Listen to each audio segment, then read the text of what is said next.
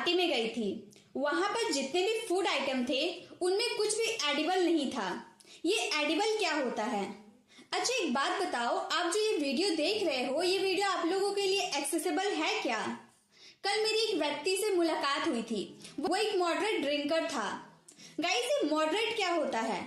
Guys ये सारे words, इसी तरह के कई वर्ड आपको इस वीडियो में मिलने वाली है। तो अगर आप अपनी वोकैबुलरी को इनहेंस करना चाहते हैं तो ये वीडियो आप लोगों के लिए है। तो वीडियो में आपको एंड तक बने रहना है, क्योंकि इस वीडियो में मैं जो भी वर्ड्स आपको बताने वाली हूँ वो अपने डे टू डे कॉन्वर्सेशन में आप बहुत ही इजिली यूज कर सकते हैं। इसके लिए आपको ज्यादा इंग्लिश आने की जरूरत नहीं है। बस ये वर्ड्स को अगर अपनी डे टू डे कॉन्वर्सेशन में आप यूज करते हैं तो आपकी इंग्लिश और भी इफेक्टिव लगने वाली है। जैसे कि हमारा पहला वर्ड है टेंडेंसी। टेंडेंसी, यहाँ पे इसकी प्रोनाउंसिएशन भी लिखी हुई है तो आप आराम से इसको बोल पाइएगा। टेंडेंसी, इसका टेंडेंसी का हिंदी मीनिंग होता है प्रवृत्ति, रुझान या इच्छा। टेंडेंसी का मतलब प्रवृत्ति, मतलब कोई काम करने में वो प्रवृत्ति है, चाहे वो कोई अच्छा काम करने में प्रवृत्ति है या कोई भूलने वाली प्रवृत्ति है, जो भी हो, कोई काम करने में वो प्रवृत्ति है, उसे हम टेंडेंसी कहते हैं। इसके सिनोनिम्स होते हैं हैबिट, मतलब आदत होना, उस चीज की आदत होना, प्रवृत्ति होना। बाइस, इम्पल्स। हैबिट, बाइस, इम्पल्स टेंडेंसी के सिनोनिम्स होते हैं। इसके ऑपोजिट हो गए डिसलाइक। टेंडेंसी के ऑपोजिट हो गए dislike. He has a tendency to forget things. उसकी चीजों को भूलने की प्रवृत्ति है, मतलब उसकी आदत है, कोई भी चीज को भूल जाता है। He has a tendency to forget things. तो टेंडेंसी का मतलब हम लोगों ने क्या जाना? प्रवृत्ति, रुझान या फिर इच्छा, मतलब उसकी जो कोई काम है ना वो करने की उसकी आदत है, तो हम उसे टेंडेंसी कह सकते हैं। तो इसे इंग्लिश आने की जरूरत नहीं है, आप इस तरह से बोल सकते हो, उसे चीजों के भूलने की टेंडेंसी है, मतलब प्रवृत्ति है, आदत है, उसे टेंडेंसी है। तो टेंडेंसी का यूज आप हिंदी वाले सेंटेंसेस में बीच में अगर आप यूज कर देते प्रवृत्ति की जगह, आदत की जगह आप टेंडेंसी का यूज करते तो आपकी इंग्लिश और भी इफेक्टिव लगेगी। इसके लिए ज्यादा इंग्लिश आने की जरूरत नहीं है, बस आप वर्ड्स को अच्छे से नोट करते जाइए अपनी कॉपी में। नेक्स्ट हमारा वर्ड है एक्सटेंसिव। EXTENSIV, extensive. एक्सटेंसिव का हिंदी मीनिंग होता है बहुत बड़ा या व्यापक। कोई चीज बहुत बड़ा होता है, चाहे उसका शायद नॉलेज हो या कुछ भी हो, बहुत बड़ा है, व्यापक है, तो उसे हम कहेंगे एक्सटेंसिव। इसके सिनोनिम्स हो ब्रॉड, कंपैरेसिव, यूज। इसके ऑपोजिट हो गया एक्सक्लूसिव। एक्सटेंसिव के opposite exclusive. His knowledge on this matter is really extensive. इस विषय पे उसका ज्ञान बहुत व्यापक है, मतलब उसका जो नॉलेज है इस विषय पे बहुत ही एक्सटेंसिव है। तो हम लोगों ने व्यापक या बहुत बड़ा की जगह हम एक्सटेंसिव का यूज कर दिया हम लोगों ने। अगर हम एक्सटेंसिव को भूल जाते हैं तो उसकी जगह हम ब्रॉड को याद कर सकते हैं, कंपैरेसिव का यूज कर सकते हैं या फिर यूज का भी यूज कर सकते हैं। ठीक है, तो एक्सटेंसिव का मतलब हो गया बहुत बड़ा या फिर व्यापक। नेक्स्ट है हमारा स्वैलो। स्वैलो का हिंदी मीनिंग होता है निगलना या फिर गटकना। कोई चीज मुंह में डाले, रोटी वगैरह को मुंह में डाले और निगल लिए, तो निगलना, कोई चीज निकलना। अब चाहे आप मेडिसिन निगल रहे हो, पानी निगल रहे हो, कुछ भी हो, उसे निगलना को हम बोलेंगे स्वैलो। सिनोनिम्स हो गए अब्सॉर्ब, डेवोर, ईट। एब्सॉर्ब, डेवोर, ईट। ऑपोजिट हो गए अब्सटेन। एब्सटेन, स्वैलो का opposite abstain. It's so bitter that I can't swallow it. ये इतना कड़वा है, bitter यानी कि कड़वा है, that I can't swallow it, मैं इसे निगल नहीं सकता। तो आप इस तरह से बोल सकते हो ये कितना bitter है, मैं इसे swallow नहीं कर सकता। तो आप थोड़ी बहुत तो इंग्लिश पढ़ ही पा रहे हो, तो आप इसी वर्ड्स को याद कर लो, आप कॉपी में नोट्स करते जाओ। ठीक है, तो स्वैलो का मतलब क्या हो गया हमारा? निगलना या फिर गटकना। ठीक है, ये मेडिसिन बहुत बड़ा है, मैं इसे स्वैलो नहीं कर सकता, इस तरह से भी आप बोल सकते हो। नेक्स्ट है हमारा स्केयर। स्केयर का हिंदी मीनिंग होता है डराना या फिर भयभीत करना, किसी को डरा देना, ये तो आप समझ ही जा रहे हो, उसे हम बोलेंगे स्केयर। सिनोनिम्स हो गए panic, shock, terror. Panic, shock, terror. Opposite हो गए कॉन्फिडेंट, कॉन्फिडेंस। स्केयर के ऑपोजिट हो गए कॉन्फिडेंस, यहाँ पे सौ होगा guys, confidence. Loud noise can square animals and birds. जोर की आवाज जानवर और पक्षियों को भयभीत कर सकती है, इसलिए ज्यादा नॉइस मत फैलाओ, ज्यादा आवाज हमें नहीं करनी चाहिए। इससे कौन स्केयर होता है? Animal and birds. तो स्केयर का मतलब क्या हो गया हमारा, भयभीत होना या फिर डराना। तो बर्ड्स क्या हो रहे हैं, स्केयर हो रहा है, एनिमल स्केयर हो रहा है, ठीक है। नेक्स्ट है करेज। करेज का हिंदी मीनिंग होता है साहस या हिम्मत करना। करेज साहस या हिम्मत। सिनोनिम्स हो गए bravery, daring, gallantry. Bravery, daring, gallantry. Opposite हो गए टिमिडिटी। टिमिडिटी यानी कि डरपोक होना, ठीक है। टिमिड यानी कि डरपोक, टिमिडिटी।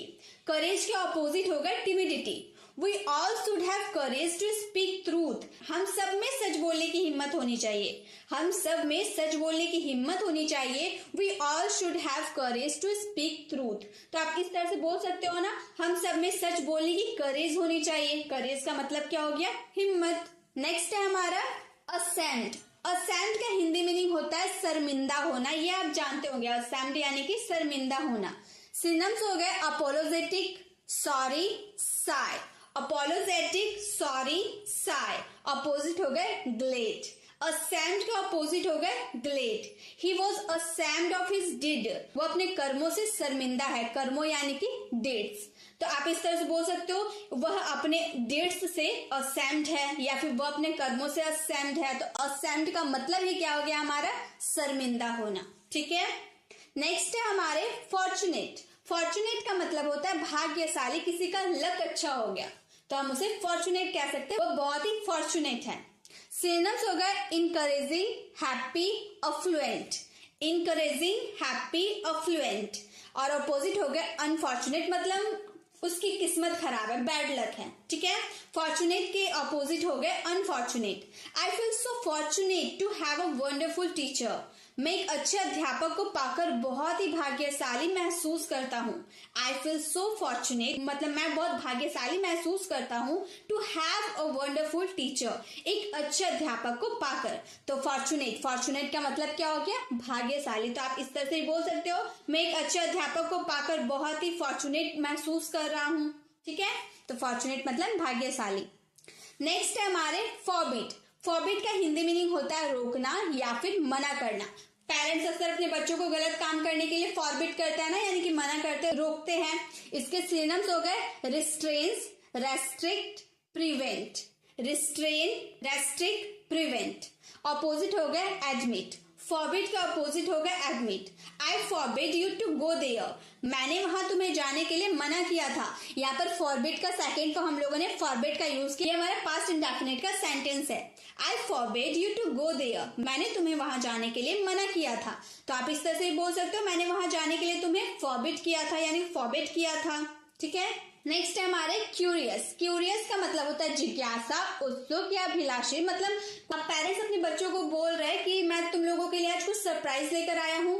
अब बच्चे क्या है, बहुत क्यूरियस हो जाते हैं, जिज्ञासु हो जाते हैं, उत्सुक हो जाते हैं कि क्या है भाई surprise.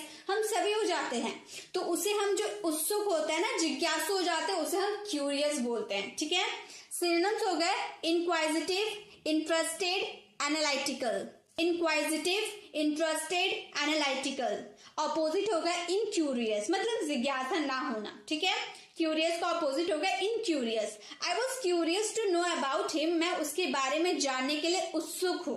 I was curious to know about him, मैं उसके बारे में जानने के लिए क्यूरियस था, ठीक है। उत्सुक था, क्यूरियस था, ठीक है। नेक्स्ट है हमारे कॉसेस। CAUTIOUS, ठीक है। कॉसेस इसे पढ़ेंगे। कॉसेस का हिंदी मीनिंग होता है सावधान, सतर्क या चौकन्ना।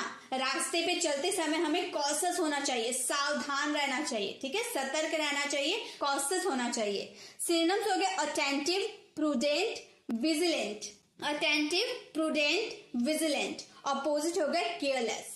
कॉसेस के ऑपोजिट हो गए careless. I advise you to be cautious, मैं तुम्हें सावधान रहने के लिए सलाह देता हूँ। I advise you to be cautious. तो कॉसेस का हिंदी मीनिंग होता है सावधान, सतर्क या चौकन्ना। तो अपने बच्चों को एडवाइस दे सकते, तुम्हें रोड पे चलते हुए कॉशियस होना चाहिए, यानी कि सावधान होना चाहिए, ठीक है। गाइस अगर आप लोगों को वीडियो अच्छी लग रही हो तो प्लीज वीडियो को लाइक करें, क्योंकि गाइस मैं जो वर्ड्स आपको सिखा रही हूँ ना, ये डे टू डे कॉन्वर्सेशन में आप इसे आराम से यूज कर सकते हैं। जरूरी नहीं कि आपको पूरी इंग्लिश आनी आनी चाहिए। इन सारे वर्ड्स को यूज करने के लिए जरूरी नहीं है आपको पूरी सेंटेंस आपको इंग्लिश में बना देना है। अगर आप बिगनर्स हो तो आपको अच्छे से धीरे धीरे ऊपर उठना है। तो आप पहले इन वर्ड्स को अपने दिमाग में फिट करो, इन वर्ड्स को याद कर लो पहले आप, और हिंदी वाले सेंटेंसेस में इन वर्ड्स का यूज करो। जैसे तुम्हें रोड पे चलते समय कॉशियस होना चाहिए, जरूरी नहीं है कि आप उसे इंग्लिश में पूरा ट्रांसलेट करो, नहीं, आप पहले आराम आराम से करो। तुम्हें रोड पे चलते हुए कॉशियस होना चाहिए, तो आप सावधान की जगह कॉशियस का यूज कर दीजिए। तो इसी तरह से आप धीरे धीरे अगर करेंगे तो आप आराम से इंग्लिश बोल पाएंगे। तो आप आराम से बोलना सीखिए, ठीक है। कोई जरूरी नहीं है कि आपको पूरे इंग्लिश एक बार में धड़ाधड़ याद कर लेनी है।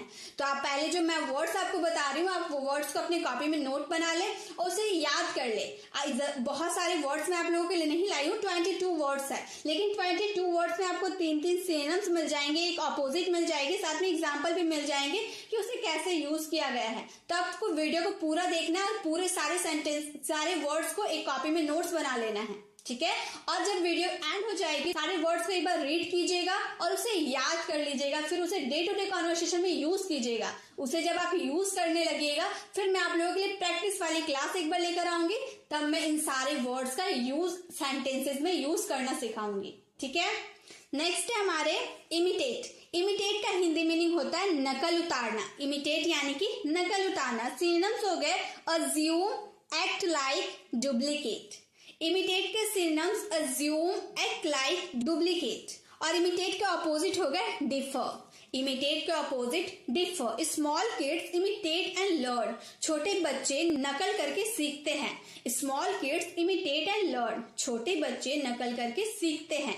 तो इमिटेट का मतलब क्या हो गया? हमारा इमिटेट का मतलब नकल उतारना है। तो आप नकल की जगह आप क्या बोल सकते हो? इमिटेट का यूज कर सकते हो। नेक्स्ट है हमारे कमिटमेंट। कमिटमेंट जैसे आपने मूवी में सुना है ना, मैं एक बार कमिटमेंट कर देता हूँ फिर अपने आप की भी नहीं सुनता। तो कमिटमेंट का मतलब होता है वादा या वचनबद्धता, ठीक है। कमिटमेंट का मतलब वादा या वचनबद्धता। सिनोनिम्स होगा engagement, guarantee, need.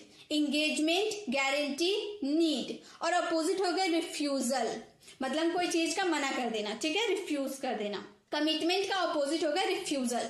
Commitment requires hard work and discipline. वचनबद्धता यानी कि वादा के लिए कड़ी मेहनत और अनुशासन की आवश्यकता होती है। तो आप इस तरह से भी बोल सकते हो ना, कमिटमेंट के लिए कड़ी मेहनत और अनुशासन की आवश्यकता होती है। आप कड़ी मेहनत की जगह हार्ड वर्क का भी यूज कर सकते हो और अनुशासन की जगह डिसिप्लिन का यूज कर सकते हो, ठीक है। और रिक्वायर के लिए तो आवश्यकता है ही। तो हम इस तरह से पूरा सेंटेंस हम बनाने सीख जाएंगे। एक वर्ड्स में देखिए आपको कितने सारे वर्ड्स मिल गए। इन सारे को अगर आप इंग्लिश वाले सेंटेंसेस में ऐड कर देते हो तो पूरा सेंटेंस ही बन जा रहा है। Commitment requires hard work and discipline, पूरा सेंटेंस आपका बन जा रहा है। तो इसी तरह से आपको सेंटेंस बनाना सीखना है, ठीक है। नेक्स्ट है हमारे इक्विप। इक्विप का हिंदी मीनिंग होता है लैस करना, सज्जित करना, सजाना। सजाना जो हम बोलते हैं ना, रूम वगैरह को सजा दो यानी कि इक्विप कर दो, ठीक है, सजाना को।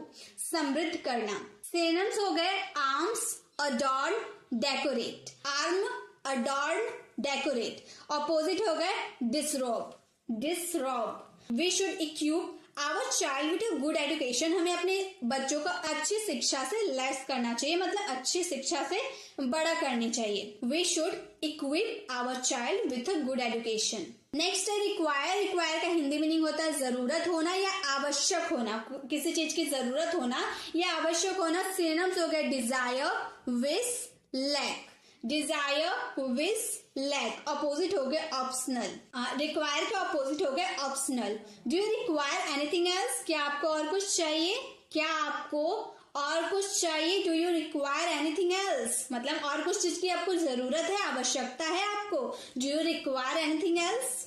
नेक्स्ट है हमारे इररिलेवेंट। इररिलेवेंट का हिंदी मीनिंग होता है बेमतलब, बेतुका या अप्रासंगिक। मान लो कोई किसी ने कोई बात बोला आपको, वो बात, मान लो आप कहीं घूमने जाने की बात कर रहे हो और उसी बीच में दूसरा कोई आपके सामने पढ़ाई की बात करने लगा, तो आप बोल सकते हो ना कि तुम्हारी बातें इररिलेवेंट है, यानी कि बेतुका है, बेमतलब है। हम यहाँ पर घूमने जाने की तैयारी कर रहे हैं और तुम बीच में पढ़ाई की बात करने लगे, यानी कि आप जो बेतुका वाला बात यूज कर रहे हैं ना, बेतुका की जगह आप इररिलेवेंट का यूज कर सकते हैं।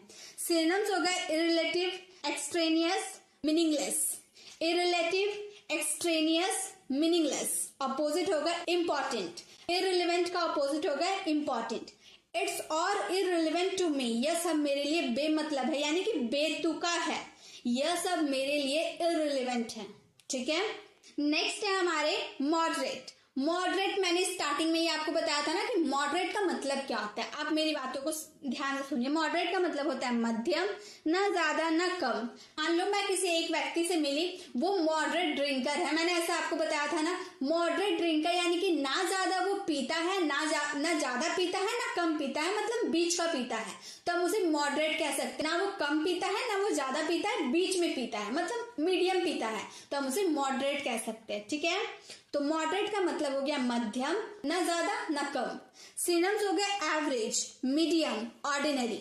मॉडरेट के सिनोनिम्स हो गए एवरेज, मीडियम, ऑर्डिनरी, और इसका अपोजिट हो गया biased.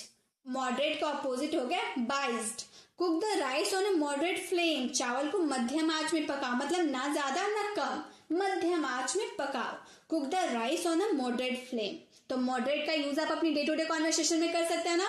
Moderate smoker, moderate drinker, कुछ भी आप यूज कर सकते हो। नेक्स्ट है हमारे बोरो। बोरो का मतलब होता है उधार लेना। तुम मुझसे एक पेन बोरो कर लो, तुम मुझसे 5000 बोरो कर लो, यानी कि उधार ले लो। तो उधार लेना को हम बोरो कह सकते हैं एक्वायर, हायर, ऑब्टेन। बोरो के सिनोनिम्स हो गए एक्वायर, हायर, ऑब्टेन। इसके अपोजिट हो गए लैंड, यानी कि उधार देना, lend. I will borrow a book for a day for my friend, मैं अपने मित्र से एक दिन के लिए एक पुस्तक उधार लूंगा। I will borrow a book for a day from my friend. Next है बोरो का ऑपोजिट क्या हो गया हमारा लैंड। लैंड का मतलब होता है उधार देना। इसके सिनोनिम्स हो गए लोन, गिव, ग्रांट। लैंड के सिनोनिम्स हो गए लोन, गिव, ग्रांट। कुछ इसके ऑपोजिट हो गए बोरो। अभी हम लोगों ने देखा बोरो यानी कि उधार लेना। आप बोल सकते हो ना अपनी फ्रेंड को तुम एक पेन लैंड कर दो, मतलब उधार दे दो। Could you lend me some money, क्या आप मुझे कुछ पैसे उधार दे सकते हो। Could you lend me some money. Intentionally, intentionally का मतलब होता है जानबूझकर, इरादे से किया हुआ। कोई काम जानबूझ के करना या फिर इरादे से करना। अब आप समझ जा रहे हो, हिंदी वाले मीनिंग से ही आप समझ जा रहे हो, कोई चीज हम जानबूझ के करते हैं तो उसे हम इंटेंशनली कह सकते हैं। इसके सिनोनिम्स हो गए knowingly, by desire, purposefully. Knowingly, by desire, purposefully. Opposite हो गया एक्सीडेंटली। इंटेंशनली का opposite accidentally. I have never intentionally hurt anyone, मैं कभी जानबूझकर किसी को चोट नहीं पहुंचाई है। I have never intentionally hurt anyone, मैंने कभी जानबूझकर किसी को चोट नहीं पहुंचाई है। तो इंटेंशनली का मतलब हो गया जानबूझकर। नेक्स्ट है एडिबल। एडिबल मैंने आपको स्टार्टिंग में ही कहा था कि फूड, बहुत सारे फूड आइटम थे, लेकिन कोई भी फूड एडिबल नहीं था, खाने के योग्य नहीं था। एडिबल का मतलब क्या हो गया, खाने योग्य या खाने की वस्तु। कोई भी फूड आइटम खाने योग्य नहीं था, एडिबल नहीं था। तो एडिबल के सिनोनिम्स हो गए eatable, comestible, tasty. Eatable, comestible, tasty. Opposite हो गया इनएडिबल। एडिबल का opposite inedible. The food is not edible, यह खाना खाने के योग्य नहीं है। This food is not edible, यह खाना एडिबल नहीं है, मतलब खाने के योग्य नहीं है। नेक्स्ट एंड लास्ट हमारा है एक्सेसिबल। एक्सेसिबल का हिंदी मीनिंग होता है उपलब्ध, पहुंचने योग्य या प्रवेश योग्य। कोई चीज उपलब्ध है, मान लो इंटरनेट में तुम्हारे लिए पढ़ाई एक्सेसिबल है, मतलब उपलब्ध है, तुम्हारे लिए पढ़ाई उपलब्ध है, सबके लिए उपलब्ध है, एक्सेसिबल है। आप लोगों के लिए हमारे चैनल पर वीडियो सारे एक्सेसिबल है, मतलब उपलब्ध है, आप कोई सा वीडियो देख सकते हो। तो एक्सेसिबल का मतलब होता है उपलब्ध। सिनोनिम्स हो गए अवेलेबल, अवेलेबल यानी कि उपलब्ध होना, handy, reachable. Available, handy, reachable. और एक्सेसिबल के अपोजिट हो गए अनहैंडी। ठीक है, एक्सेसिबल के opposite unhandy. This documents are not accessible to the public, ये दस्तावेज जनता के लिए उपलब्ध नहीं है। This documents are not accessible to the public. तो आप इस तरह से बोल सकते हो ना, ये दस्तावेज या फिर ये डॉक्यूमेंट्स जनता के लिए एक्सेसिबल नहीं है। तो आप हिंदी वाले सेंटेंसेस में इंग्लिश का भी यूज करके अपने इंग्लिश को इफेक्टिव बना सकते हो। अब देर क्यों कर रहे हो, जल्दी से आप कॉपी में लिखना शुरू कर दो। सारे स्लाइड का स्क्रीनशॉट ले लो, लिख लो और इसे एक बार अच्छे से पढ़ो। तो जब तक याद नहीं आ रहा आप इसे पढ़ते रहो, जब याद हो जाएगा तो इसे अपने डे टू डे कॉन्वर्सेशन में यूज कीजिए। देखिए आपकी प्रैक्टिस भी अच्छी हो जाएगी, आप धीरे धीरे इंग्लिश सीखने भी लगेंगे। अब आपको वीडियो कैसी लगी, वीडियो को कमेंट में जरूर बताएं। अगर आप चैनल पर नए हैं और अभी तक हमारे चैनल को सब्सक्राइब नहीं किए तो जल्दी से करके बेल आइकन को जरूर क्लिक करें, ताकि जब भी मैं ऐसी वीडियो लाऊं आप तक नोटिफिकेशन मिलती रहे।